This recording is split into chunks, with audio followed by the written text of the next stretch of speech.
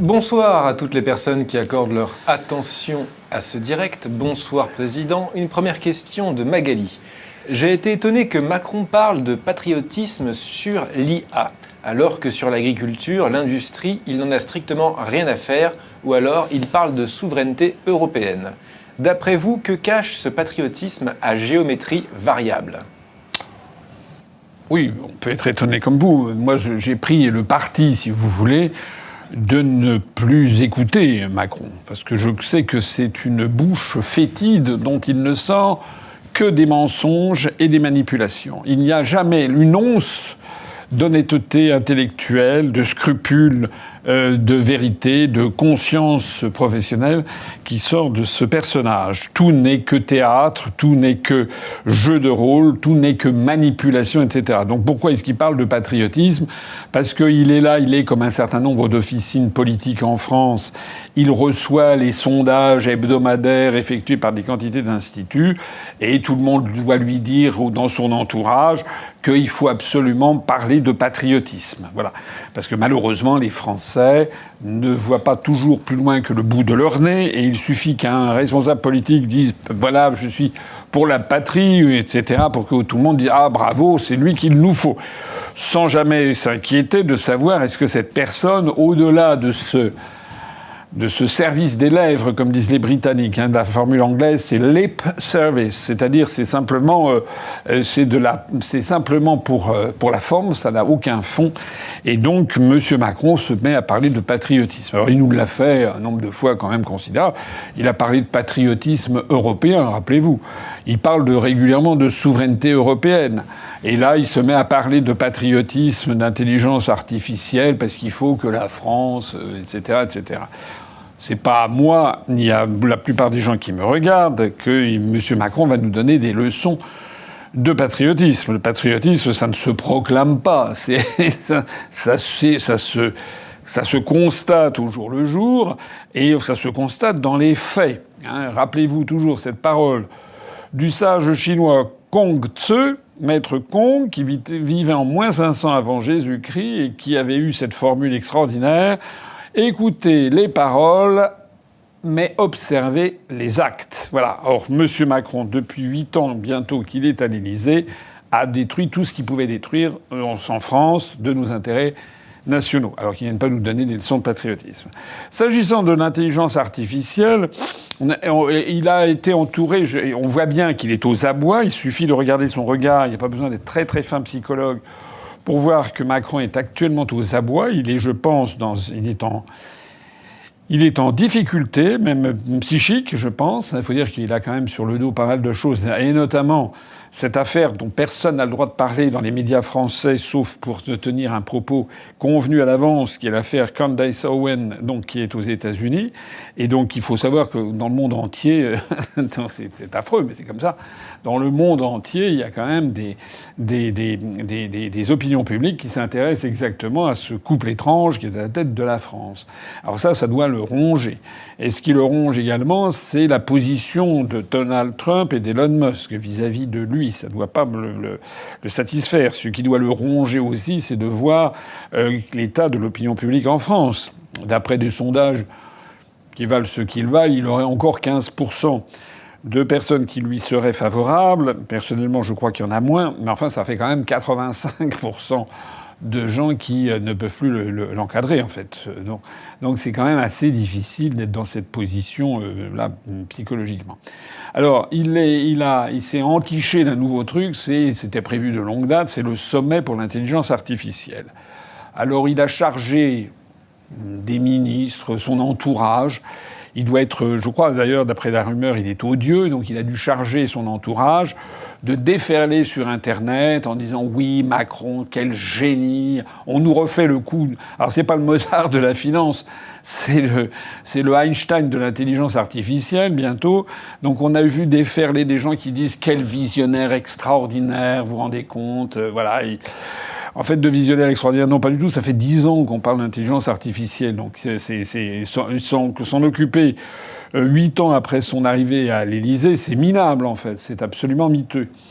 Deuxièmement, comme d'habitude, il essaye de faire de la communication et il ment aux Français. parce que il parle de patriotisme, mais c'est pas patriotique que de dire qu'il a réussi à faire un tour de table, semble-t-il, où il va faire venir des investisseurs internationaux pour investir et construire une dizaine de data centers, c'est un mot, alors ça fait très chic comme ça, data centers. En fait, les data centers, ce sont des centres informatiques où il y a à la fois des matériels pour enregistrer énormément de données. Data en anglais, ça veut dire données, mais pas que. C'est pas seulement des enregistrements de données, c'est également tout un matériel informatique pour utiliser ces données avec des logiciels qui permettraient de faire de l'intelligence artificielle et de l'intelligence artificielle version ChatGPT, c'est-à-dire de l'intelligence artificielle qui est améliorative, qui essaie d'imiter de plus en plus le raisonnement des êtres humains. Voilà. Alors, il se flatte d'avoir... il annonce 109 milliards d'euros, comme ça il lance un truc. Bon, 109 milliards d'euros. C'est à mon avis... il faut bien comprendre ce que ça veut dire. Hein. Dans les 109 milliards d'euros, si j'ai bien compris, il y a 50 milliards d'euros qui viendraient des Émirats arabes unis, qui tirent leur richesse du sous-sol en hydrocarbures des Émirats arabes unis, hein, Dubaï, Sharjah, Ras Al Khaimah, Al Quwain, Adjaim, et puis je ne sais plus encore lequel autre, Abu Dhabi. Ces Émirats arabes unis ont des richesses qu'ils vont investir en France, ils vont acheter, ils vont investir pour créer, paraît-il, 10 data centers. Mais enfin, comme dit le proverbe anglais ou allemand, celui qui paye l'orchestre choisit la musique. Donc celui qui va investir, ce sont les Émirats arabes unis, ils vont quand même avoir le droit de regarder ce qui se passe dans ces data centers. S'il y a donc un risque précis et actuel que les investisseurs des Émirats arabes unis s'intéressent aux données qu'il y aura là-dedans. Donc quand il vient nous dire l'indépendance, la souveraineté française, patriotisme français, on est très très loin de l'affaire.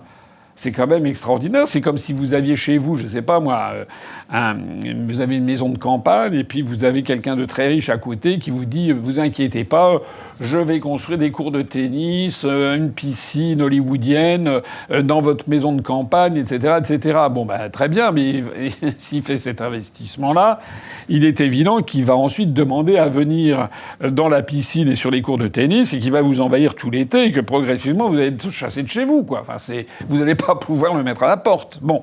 Donc, déjà, il y a un problème. Sur les 109 milliards, il y a par ailleurs 20 milliards d'autres qui viendraient d'un fonds qui s'appelle Brookfield, qui est un fonds canadien.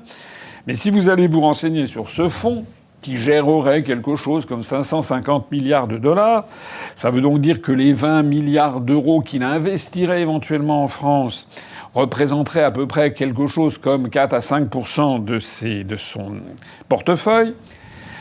Ce fonds Brookfield, en fait, a partie liée avec l'émirat du Qatar. Alors, on a déjà les Émirats arabes unis, dont la capitale se situe à Abu Dhabi.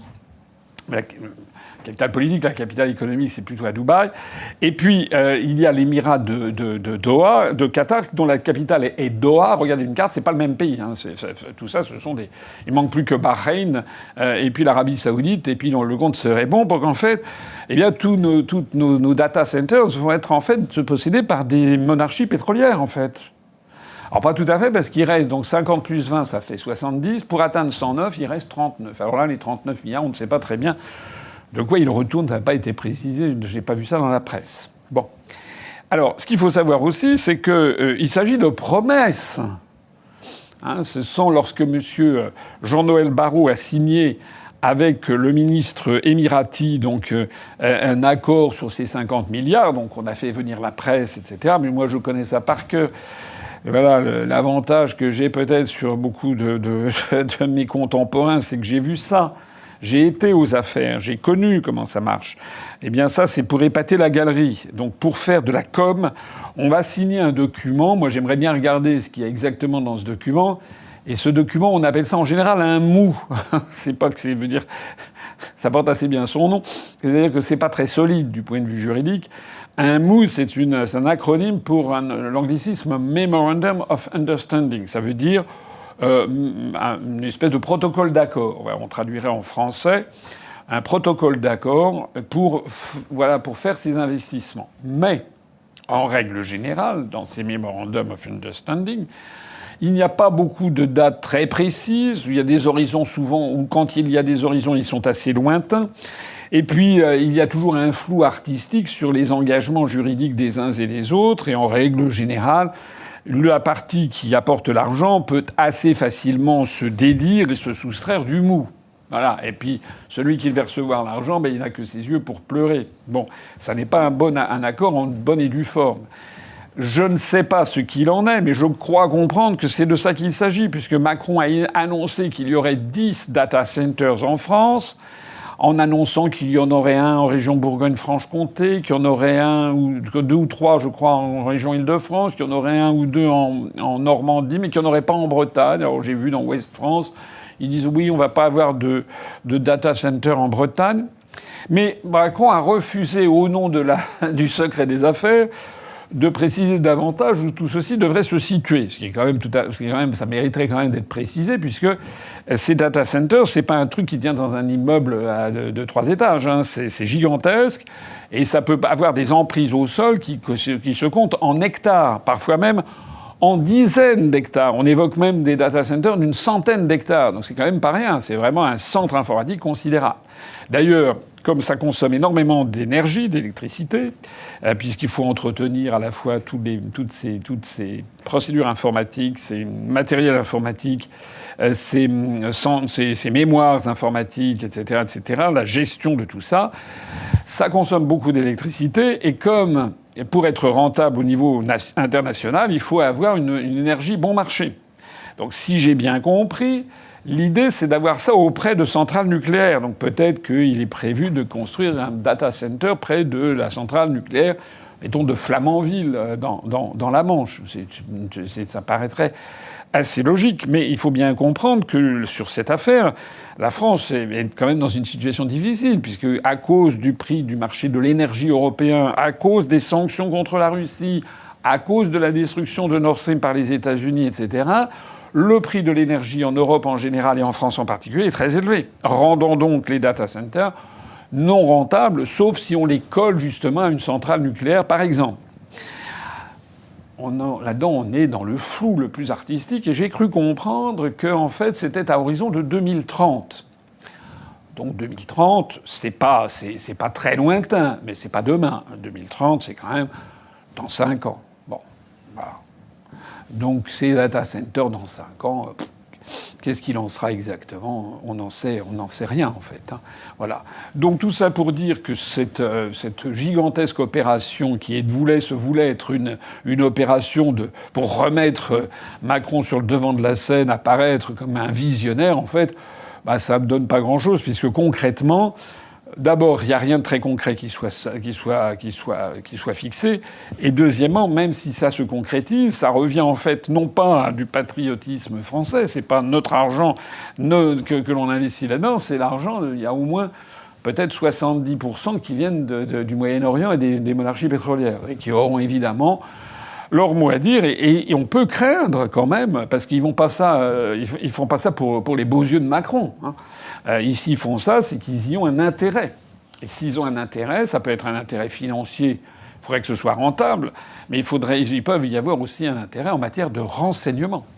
J'ajoute aussi que pour que tout ceci assure notre souveraineté, il faudrait aussi que tout le matériel soit français. Or, on en est très loin.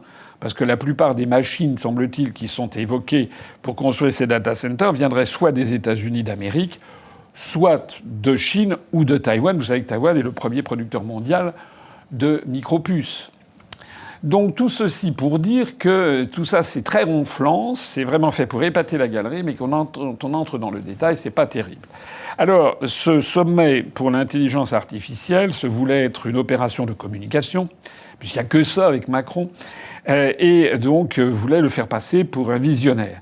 Et il y avait donc ce sommet où il a fait venir un certain nombre de responsables politiques qui se sont réunis donc au Grand Palais, dont vous avez la photo derrière moi, qui se sont réunis en présence de Narendra Modi, notamment le Premier ministre indien, d'un certain nombre de sommités internationales, j'allais dire de somnifères. Il y a des sommités qui sont des somnifères, oui, ça c'est le cas, de sommités, et parmi lesquels, notamment ceux qui attiraient l'attention à part Narendra Modi, eh bien c'était Ursula von der Leyen et c'était le vice-président Vance, le vice-président des États-Unis. Alors c'est là qu'il y a eu un gros couac. D'abord, il y a eu des couacs diplomatiques parce que le soir, la veille au soir, le vice-président des États-Unis est arrivé à l'Élysée, il n'y avait personne pour l'accueillir. J'ai fait un tweet sur le sujet. Je connais bien le service du protocole du Quai d'Orsay, qui est chargé de tout le protocole de la République. Ce sont des gens qui sont extrêmement professionnels. C'est un métier difficile. Ça paraît ridicule comme ça. Oh oui, faut pas jouer. Non, c'est tout sauf ridicule. C'est un des métiers les plus difficiles qui soit. Parce que c'est un métier qui est fait tout de tact, d'élégance, d'intelligence, de compréhension des situations, etc. Et c'est très très vite. Lorsque ça marche bien, en général, les gens ne remercient pas le protocole. Lorsqu'il y a un couac diplomatique, à ce moment-là, tout le monde lui tombe dessus. Donc les chefs des services du protocole, j'en ai connu quelques-uns, étaient souvent qui méritaient des gens qui m'auraient, même si leur métier paraissait aux yeux de beaucoup de gens un peu ridicule, c'est tout sauf ridicule, c'est au contraire vraiment quelque chose d'important. Alors là, il y a eu un énorme problème diplomatique, c'est que le vice-président Vance, quand il est arrivé à l'Élysée, il n'y avait personne pour l'accueillir sur le perron. Donc il était là, il aérait. Ça n'existe pas. Ou alors l'appareil d'État est complètement désorganisé, ce que je n'arrive pas à le croire, puisque ce vice-président Vance, il n'est pas arrivé comme ça. Il faut arriver en voiture.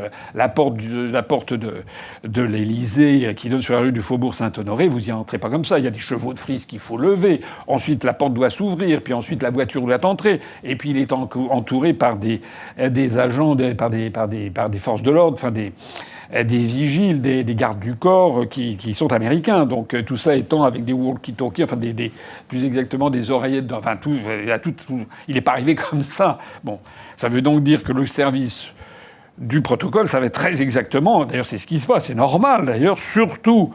Ce serait le ministre, le ministre de la fonction publique d'un petit pays du Pacifique Sud. Bon, on peut comprendre qu'il y ait un petit peu de laisser-aller dans le protocole. Mais le vice-président des États-Unis d'Amérique, surtout quelqu'un qui vient d'arriver au pouvoir et quel pouvoir?